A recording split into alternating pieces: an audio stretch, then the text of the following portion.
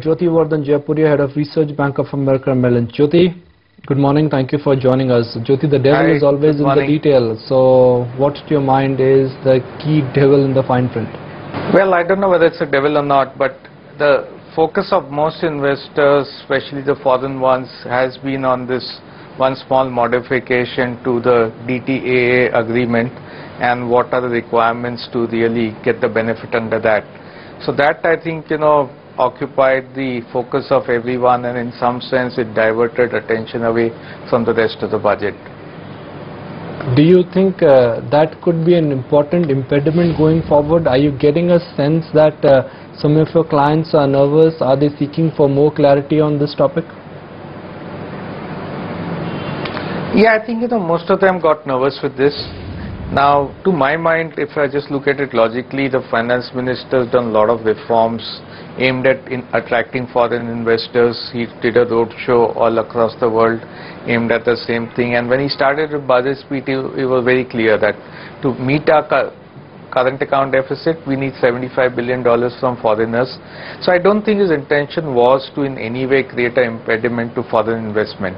At the same time, probably just given the way this section has come out and some tax experts have interpreted it, I think what we need is probably a bit more clarity on that. Maybe we need to amend a bit of that section so that the right meaning comes out and people don't take it negatively.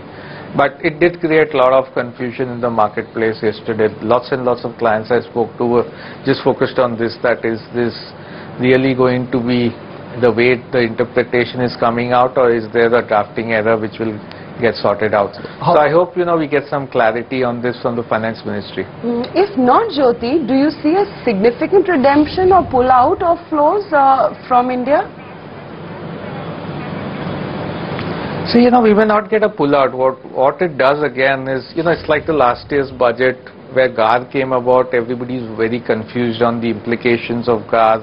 Obviously, there is money which is coming from Mauritius, it's coming from Singapore, it's coming from a lot of other countries where there's a whole dual taxation treaty agreement. So to that extent, what will happen is everybody gets nervous and doesn't know the way forward. So sometimes it's best to have, okay, there's a clarity and this is what you need to do, rather than say, okay, now each assessing officer has got authority to decide. And so for most people it is 2 years later if somebody decides I have to pay tax. But I have to recover it from my unit holders who probably would have changed in those 2 years. So that's the reason people get worried, that one is not sure either way, and then it gets to the legal department of the funds also, and then they take a call rather than the fund manager. Apart from this Mauritius tax issue, what about rest of the budget? How is that looking to you? Do you think the numbers are slightly stretched, or the credibility of numbers this time around is strong? So if you look at the rest of the budget and think what were the options for the finance minister, his resources were limited, right? So in the end he went and attacked one thing, which is fiscal consolidation. He got a fiscal deficit of 5.2%, which even 6 weeks ago most economists would have said is not possible at all. He did this by cutting expenditure in a big way, and if you see, finally it's the planned expenditure which has got cut. So somewhere he has had to compromise between the growth versus the fiscal consolidation. He's chosen the fiscal consolidation route.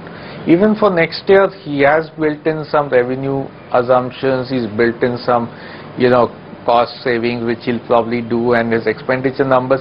So in some sense it may be that he'll slip a bit on his expenditure if things don't go our way in terms of oil prices.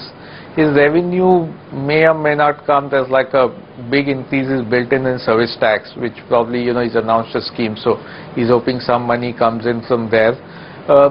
There is an element built in that the economy will start recovering in the second half of the calendar year, because the revenue numbers depend on how strong the economic growth is, and the number he's taken is a nominal growth of 13.5%.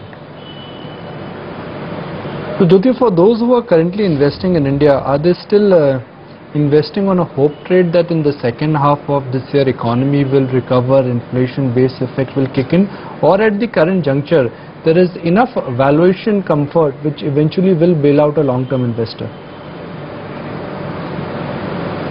Yeah, so it's always a combination of everything. So what people hope is that last few years the GDP is not done well, earnings have not done well. People are hoping that this is like you're buying bottom earnings, you're buying bottom GDP, and you're buying it then at valuations which are attractive in that context. So, let's take two scenarios where things actually recover.